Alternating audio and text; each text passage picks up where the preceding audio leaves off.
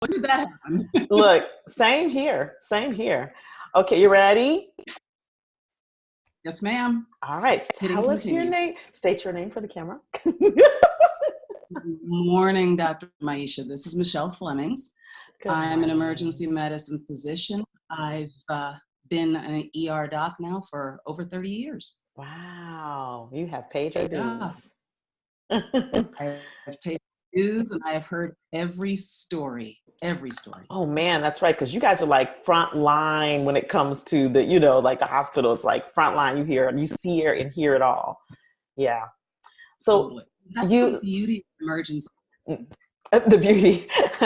That's a great context. The beauty. Yeah. Like I'm a family doc, so for me, that's like the scary of emergency medicine. Right? I'm a family doc. The ER is like chaos for me. I'm like, ooh, I'll take the office. Yeah. See, and me, I tried the office, and that's part of the secret, is that I was an internist. When I first came out, I finished in, 85, 88, somewhere in there. Mm-hmm. And I did internal medicine for a good while, including ICU, and I did coverage for the ER. Mm-hmm. And what happened was I needed to pay off my student loan. And they had openings in the emergency department. And all of a sudden, it's like, wow, I don't need a beeper. I don't need to go to the office. Most nights I can sleep in my own bed. This is a good thing. Yeah. I did the intermediary. So I did second residency. Oh, you did a second residency. You're hardcore. Either that or just a little not right. We'll keep the hardcore part. I like that too. Let me just adjust something here because I feel like I'm getting a little static. Okay, that's better. It's on my side here. Okay. So there was a question I wanted to ask you. So now what had you want to sign up for the hot seat coaching? Tell me what you're here for. Well, you and I had connected briefly back in July. You were offering, I think, a free 15 or so minute discussion. And you had a lot of insight even then as to a couple of issues that we spoke about. And I thought, wow, this is a golden opportunity, not only to support you in your coaching, but to also benefit from your coaching. So I figured I'd be brave and woman up and go for it. That's right. All right. So tell me, what's the problem? What is the issue that we're going to do some laser coaching today. What's the issue that we want to solve today? The issue we need to solve today is an ongoing one with me, is that I've been in emergency medicine, like I said, for 30 years. I've done medicine itself for more than half my life. And it's just recently that it's become a thing with docs, all docs, to have a side gig.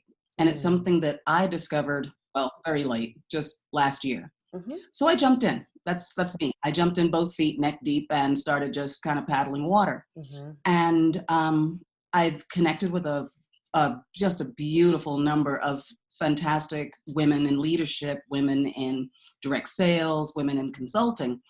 And where I'm at now is I have ideas of how I see myself when I leave the bedside. I'm searching for something that will still allow me to be vital, to use my medical skills, because I've worked too hard to let those just go totally by the wayside. That's too much time wasted.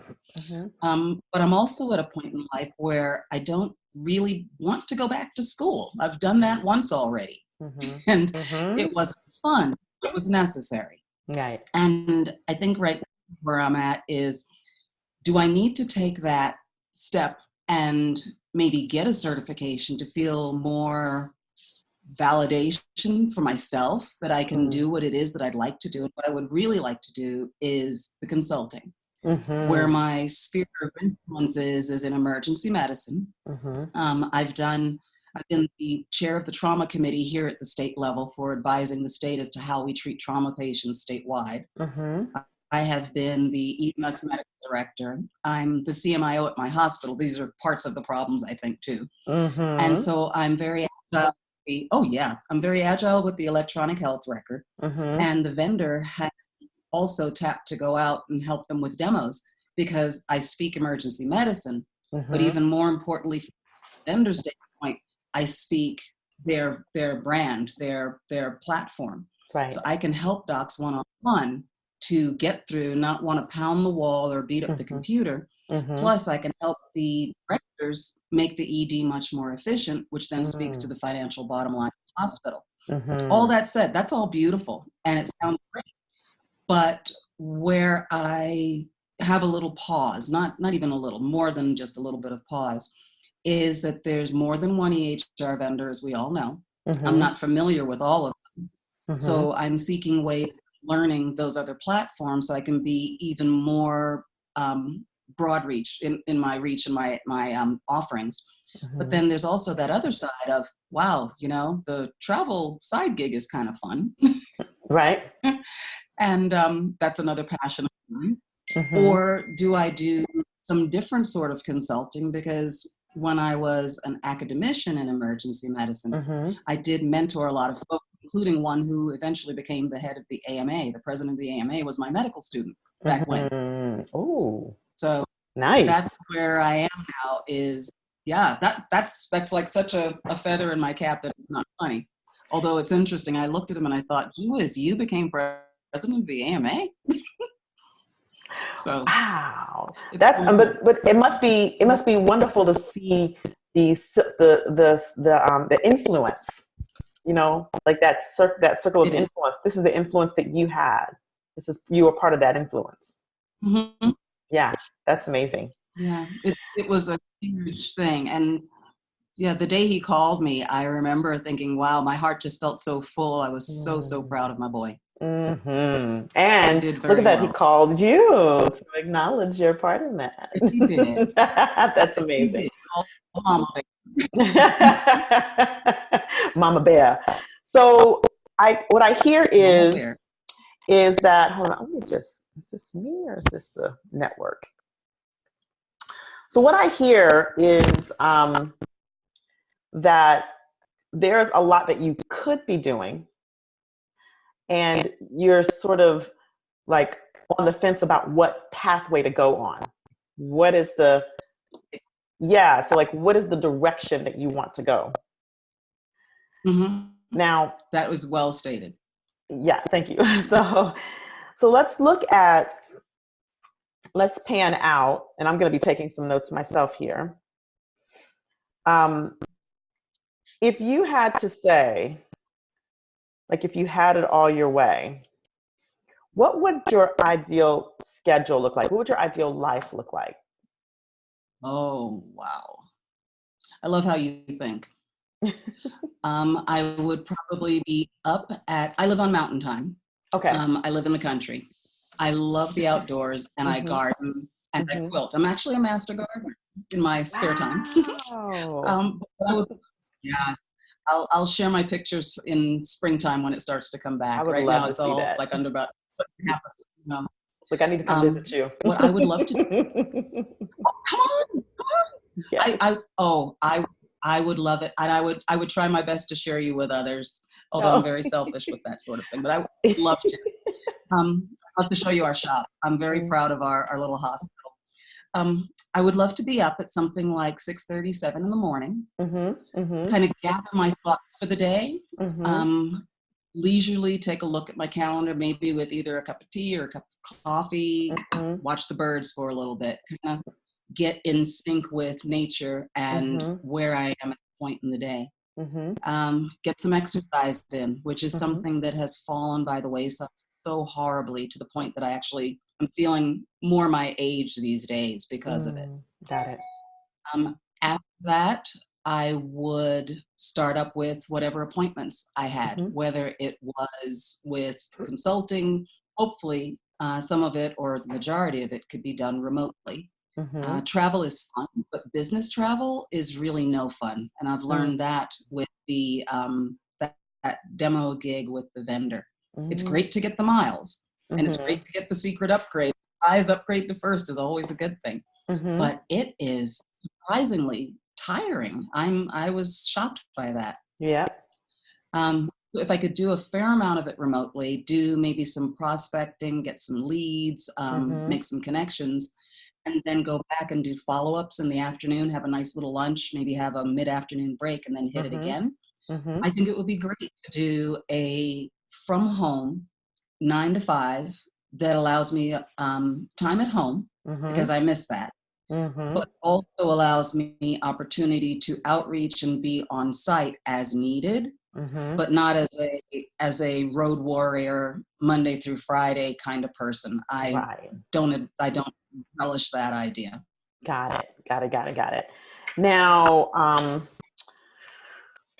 what are you, out of all of the things that you listed, the EHR consulting, the working with vendors, like the doctor to, there's the doctor to doctor consulting, then there's the doctor to hospital consulting, and then there's the vendor consulting.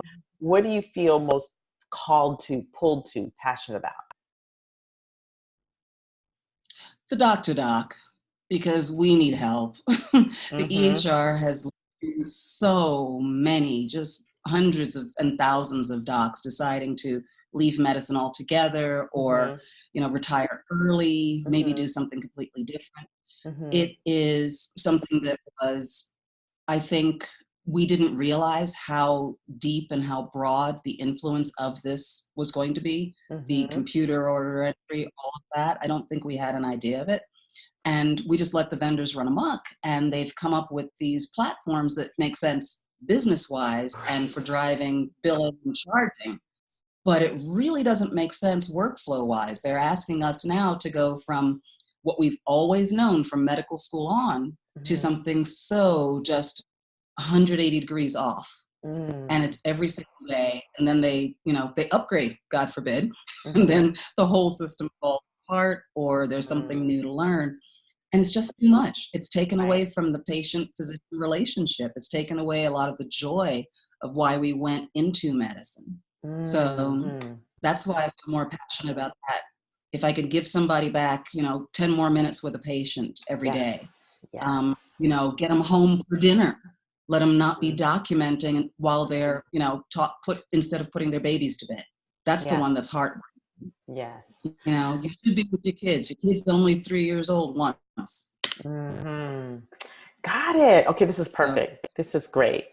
So you're most passionate about empowering the docs in the realm of EHR. Now, if we look at yes, ma'am, the ways that you can do that, the multiple ways that you can do that, we have what? Well, we have online, much like we're doing now. It would be probably, wow, you are smart. Now I'm thinking. It could be a screen sharing. And talking them through whatever the issue was. Or maybe offering a webinar of how-to hacks with this vendor's EHR. How do you do, how do you run through abdominal pain, a chest pain, or whatever? How do you set up an order set? You are brilliant. I love this. You are brilliant. I'm just the guy. Either offer it out one. You're the enabler of free thought. I think that's probably a good quote. Thank you. The enabler of free thought. I'm gonna write that down. Yeah, because that's not crossed my mind yet. That's a good one. It could either be a webinar. I could do a one-on-one with them if they said, much like you and I had that conversation back in July. Say, I'm having this issue. Great, let's hop on. Let's do this. Another one would be maybe putting together a course. So you've gone live and now you're having issues. Yes. We have this topic and it takes 10 minutes, this topic and it takes 15 minutes, and show them step by step. But that's where I stumble again, because what automatically comes to brain is that, yeah, I know this one very, very well, but now I need an avenue to learn the others very well in order to provide that same for all of them. So one of the things, as a fellow super user, when I was doing my coaching and burnout, I used to do a lot of EHR coaching for some. And one of the things I found that you might find useful is that mostly it's principle over specific little things for each vendor. So you actually don't, you can learn each vendor as you go along, especially, and you probably will coaching, like if you're doing one-on-one work, you'll probably start to get to know the little idiosyncrasies of each one. But sometimes it's more principle than anything else. So then, like what I used to find, and I'm sure that you find this as well, is that it's how people chart. So it's like the soliloquy versus the bullet points, right? The novel versus, the getting to the point. And the simple little tricks that you probably know for people to do on, like, pull things forward and things like that, right? Templates, how to create certain templates or sets or things like that. And so that, I think that's brilliant. I like the idea of a course. I love the idea of the one-on-one coaching. The webinar can actually feed into the course. That's a whole other conversation. That's called a sales webinar. Nice. Thank you. Yes. And now if you think bigger, organization-wide, how could you, not vendor, but from the hospital side, can you think of ways that you can do this type of work and also get paid like a consulting fee? Wow. You could probably do this and sell it, so to speak, to the hospital itself as an ongoing after go live service for that hospital or that hospital system. Whether you sell them the course itself and probably sell them opportunities for one-on-one, a certain number, because otherwise you might end up inundated with 12,000 of them, which is good and bad. But you can sell it to the hospital as well. And then with the hospital, you'd have to also do some one-on-one on site. Yeah. Especially with the loud problems, the vocal problems. You'd need that in order to do a sure buy-in, whether before go live, like during implementation, because you always need, as you know, having done the EHR thing, you always need a champion. Yes. And another idea that I had and I've spoken to folks about, and they're all like, yeah, whatever, is when you have a hospital that doesn't have a champion and they're looking at doing whatever project, whether it is changing an order set or, changing the color of the curtains in the emergency department, something, you need to have a champion. Without that champion, you're lost. Yes. Maybe rent a CMIO, Rent a CMIO. I like that. CMIO. Yep. Rental Be your CMIO for 6 months or something. Yeah. Yeah, the contract. That's great. I love that rental CMI. Write that down. Yeah, like you come in and do some in-house training. Absolutely. Guys, you don't know me. I'm an ER doc. I've done this before. You're going with such and such a product. These are the things you need to know, and this is what's important. Because leadership a lot of times isn't going to either A, have the time for it, or B, have the patience, or C, want to throw money at it. So if you can solve that problem. Yeah. Cool. And if you want to once remove yourself from having to do that travel all the time, you can, if they have a CMIO, you can train that CMIO. Totally true. As a consultant, like, okay, let me come coach and train your CMIO and make them more effective. Right. I love it. Right. So when you said sell the course, I'm going to reframe and say license the course. Yes, ma'am. Yeah, because licensing allows for recurring revenue. And then you can license the course to multiple hospitals. And then you have recurring revenue. I like the becoming a referral EHR course coach inside of a hospital. Like, you have people who are struggling, you can come even do like a live speaking or a live training. And then for those who still need more, that one-on-one referral coaching that gives you it's one of the best marketing tools, I feel like, is word of mouth and referral. So if you have a couple of systems that know you as the EHR coach, and you have this course, and then, you can license out the course, they can put their people through the course. That could be Sweet. Mm-hmm. Mm-hmm. Mm-hmm. Yeah. Mm-hmm. So are you starting to see sort of a streamlined approach here? Indeed. And the shame of it is that a lot of this is sitting in my head and hasn't come out yet. My brain has been unchained, so to speak. Yeah, so let me just reframe the shame, right? Because this is what happens is like when we're the fish in water, there's only so far we can see. That's why I like coaching, because just by bouncing it off of other people, and especially the people who get it, right? Um, there are little ideas that you're like, oh, I didn't think of it like that, that were already kind of in Mm-hmm. there, but then just get unlocked. So there's no shame in that. Like all the time, I have people that I'm talking to, like, what about this? What about this? And they're like, well, what about that? And I'm like, oh, that's so simple. You know, like I'm Let it thinking, happen to you. oh my gosh, it happens to every entrepreneur. Okay. Like I literally, Monday, I was having this conversation with my social media person. And I'm like, I know I'm on the brink of something. I'm feeling like really frenetic about this, like how to structure, how to set the infrastructure up. And I'm just talking to her. And she says like one thing. And I'm like, oh, and then like the whole, like infrastructure comes pouring out onto a piece of paper. And I'm like, oh my God, this is what I have to do. No, but this is what I have to do for my entire business. And it was like, she said one thing that just unlocked something. Mm-hmm. And that's the power Mm-hmm. of, just being, having someone to bounce things off of that has like the context for what you're doing. Yeah. Yeah. So, Mm-hmm. that's the power of coach. Super Wow. cool. That So is now, awesome.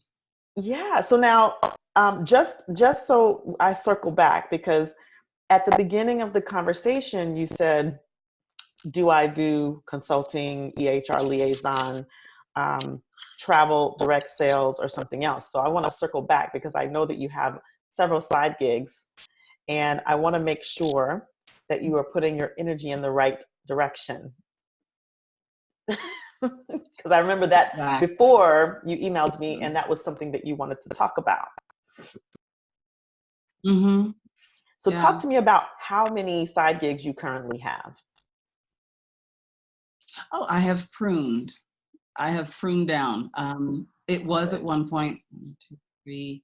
It was either 3 or 3.5, and I've pruned down now to 2. Okay, and your two side So gigs are? my 2 side gigs, Neora, because I Mm-hmm, do still love the products. It mm-hmm, does wonderful things for mm-hmm, my skin. It has done wonderful things for my joints, which was mm-hmm, surprising. mm-hmm. And the other surprise is my sis swears by it for her hot flashes. Those Mm-hmm. have dropped to almost nothing, so her life is much better. And for Excellent. that reason, I figure, yeah, it's worth keeping up. Yeah. The other one is travel. And Travel. I love to travel. My Mm-hmm. Facebook page is tattered with all sorts of pictures from everywhere from Fiji to Norway, the Northern Lights in January, because I'm I'm determined to see as much of this world as humanly possible. Yeah. My folks were from the West Indies and Costa Rica, and they never traveled. They didn't honestly have the money because they were raising us. Mm-hmm. And I figure at this point in time, it's high time that one of the Fleming's family stepped on each of the continents I heard that. and was Mm. above the Arctic Circle and goes down to the Antarctic and does it all. Let me know when you're going to the What the Antarctic. travel That's thing, on my list. I will. I will. And I have some serious ideas on that. I've been researching that for a while now Okay. because All right. I can rough it to a certain point, but I'm not sleeping in a tent on ice Oh with a no. polar bear. No, I'm Mm-mm, not with mm-mm, penguins or mm-mm. anything. We need But like a day I trip. got some, yeah, well, I'll Day send you the rest cruise. of the list. Yes. But what I'm thinking is, what's good about it is it allows me to travel more Mm-hmm. and it allows me to save while traveling and to make a little money on the side. So it's not a bad thing. Mm-hmm. The temptation is to do that as a full-time thing. Mm-hmm. The hard part of that, though, of course, is the prospecting. I Mm-hmm. find it's a foreign land to me, prospecting and business away from medicine. Mm-hmm. Business within medicine, I can talk because I've been doing this EHR thing now in one way or another, in one form or another, for Mm-hmm. at least 6 years, but Mm-hmm. not realizing that I could actually make into something and to consult. It was always kind of part of the CMIO job. Right. But there is that romanticism of walking away from medicine, waking up, going into the garden, taking my laptop, sitting with my coffee, and, you know, making millions of dollars doing travel, which is the exception much more so than the rule. So reality talking and logic speaking, it should really be the consulting primarily, and then the travel as a fun thing that occupies, I don't know, maybe a quarter or less of my total entrepreneurial wheel. So You know?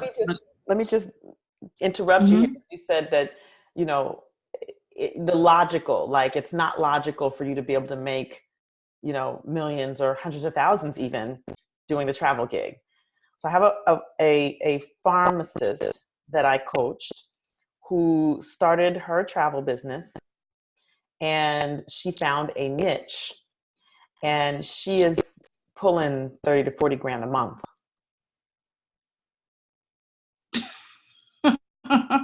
Okay, so now you're making things complicated again. I know I am, but I So want to really like get you present to, okay, there is a possibility of that. And then what there is to deal with Mhm. is, you know, then that sales aspect, like, you know, that prospecting and the Mhm. sales and finding the niche in that, right? Mhm. So there, so Mhm. now you had three pathways, and I know you have Neora, right? And the Mhm. travel, what I hear is that the travel and the EHR are the two pathways that you like the best. I really do. Yeah. I really do. My hubby and my hubby joined with me, which has been great because other than working together in the ER, this is the other thing that we do together, and it's a lot Oh. of fun. Mm-hmm. We have, outside of this travel business, put together a lot of trips for folks, their honeymoons, surprise trips for family, etc. in the Mm-hmm. past. So it's something that we have done, but Mm-hmm. we never considered it a way of earning income. Mm. And there is a temptation to just say, you know, I've given medicine 30 plus years. Mm-hmm. Maybe I just back up and do this. Got it. So then what there is for you to think about is like what you really want to do. Because you could do either way, Mm-hmm. right? You could actually do both. You would just want to Mm-hmm. create a foundation for one, create how you like, you know, really just create how you would want to do one. Like if you want to do the consulting part-time, do it very part-time. If you want to do the travel more full-time or move into that full-time, you can move into that full-time. It's really like a matter of getting clear about how you want your life to look, and then what place does, because I hear you really want to help docs, and I know you've done the EHR thing, you know, like you've done it for a while, but have you done it on your own? Mm-hmm. Right? No. Yeah. Mm-hmm. So then Right. there is that. So it's like really getting clear about, okay, what is it? Do I want to do both? If I do want to do both, how does that look ideally? And then there's Mm-hmm. putting your focus to one or the other first. I would say the lower Mm-hmm. hanging fruit, because you're familiar with it and you have the contacts, is to put the EHR consulting, that's the low hanging fruit, that's the low hanging fruit, and start to get that snowball rolling. Put your husband, since he's in the travel business with you, on growing that business in the meantime, right? Mm-hmm. So there's nothing that says you have to do it all by yourself. True. So like, you know, if your husband's down, put him on travel duty, and like you still, you know, you're in it, but you're in it very, very part-time until you get the ball rolling with your EHR business. And then once you get Mm-hmm. the ball rolling and it looks how you want to look, that's when you start to build a team. Because again, you don't have to do it all yourself, right? Right. You start to build an Mm-hmm. infrastructure, a team that allows you to step one step away, be one step removed from having to be there all the time. Then you can shift your focus to travel business. But you have to build one foundation and focus on one foundation before you focus on the other. Because make no mistake, if you're going to pursue the travel business, it is a business like any other business. So like my side gig is doTERRA, and I'm on the long view for that. Like, I know that's a business that can create passive income over time. I'm not in a rush to build it, but I do a little something with it, you know, every week, right? While I'm continuing to build the infrastructure for my primary business, which is, you know, helping y'all. Yes, ma'am. Right. For which So we are very thankful. thank you. So anything to say about that? Anything, any, you know, like what's there for you around that? What's there for me is the decision between, well, I'll tell you.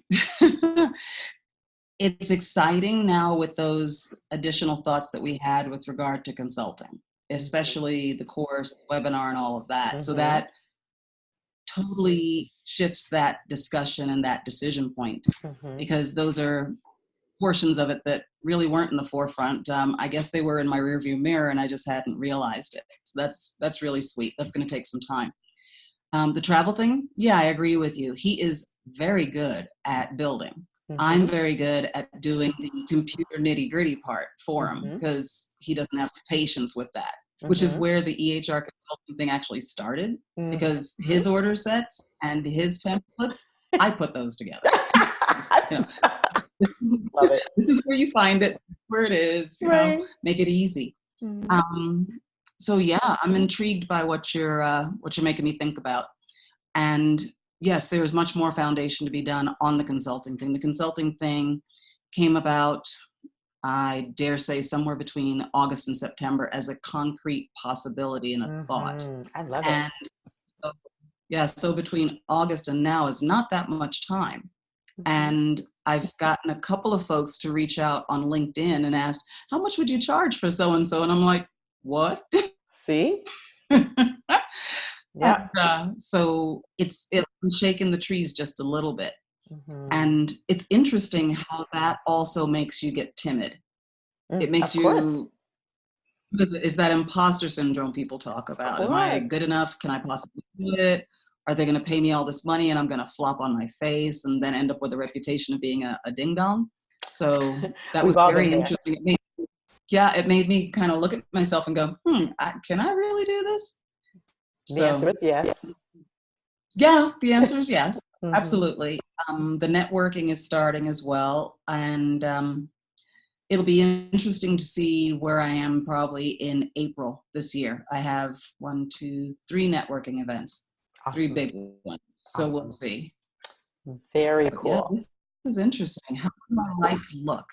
Yeah. I still want to get up at about 6:37 in the morning. I still want to have that little bit of time, that 30 minutes or so of, you know, gathering myself together from being asleep to being awake and being ready to hit my day. And I still want to have something that stimulates my brain and that I have a passion for. I want it to be meaningful. Yeah. I think, travel can be meaningful to the individual, but in truth, the potential greater good is making physicians more at ease with life now with the EHR. That's probably the greater good, because we already have physician shortages. We're looking at more shortages. In emergency medicine, we have more programs, but we still have ED doc shortages because so many have left. So many have vacated. And there's also the pressures of putting allied health professionals in physician positions. So it's a hard one. But EHRs aren't going anywhere anytime soon. No, ma'am. No time soon. It's been too good for the hospital. It's been too good for the vendors. It's been too good for the regulators. You know, so then we need a leader. Yeah. Okay. Very cool. Yeah, I'll have to think back at you, but I think that from this discussion, I need to re-examine the consulting a bit more with these other dimensions of the process and these other possibilities. Yeah. I think you're right. I think you've got a valid potential business model. And I think the thing to work on, you know, so there'd be the launching of it, but the thing also to work on would also be to set yourself up foundationally to be able to, at some point in the not so far future, once remove yourself from having to do all of the work. Like, make sure you set yourself up with a support system and a team so that you can have that life of your design. Make sense? Yes, ma'am. Yeah, Awesome. otherwise I'm just chaining myself to a different thing. Absolutely. Absolutely. Yeah. So you want to create a, in the beginning, you're going to be, doing what you need to be in it and then initially to create it. And then you want to begin to look at, well, how can you now remove yourself once from it and create a system where you're not chained to it. You don't have to be there for it to be working. Perfect. You can be traveling. Yes, ma'am. Absolutely. Cool Absolutely. beans. Well, good. Thank you. So did you get what you need for now? How was it for you? I did. I got more than a taste, and I've got a little bit more of a roadmap, which is a good thing. Not a little bit, a lot more of a roadmap, and I'm excited. I am excited. You got me enthusiastic again, and you got me inspired again. So that's a great thing. Awesome. Well, thank you for being a willing participant of the hot seat coaching, and Thank you. yeah, and for being like an inspiration for those out there who are thinking about jumping in and who are thinking about coaching as well, so they can kind of get a taste of what it's like. Yes, ma'am. All right. Thank you so much. You're welcome. You have a great day.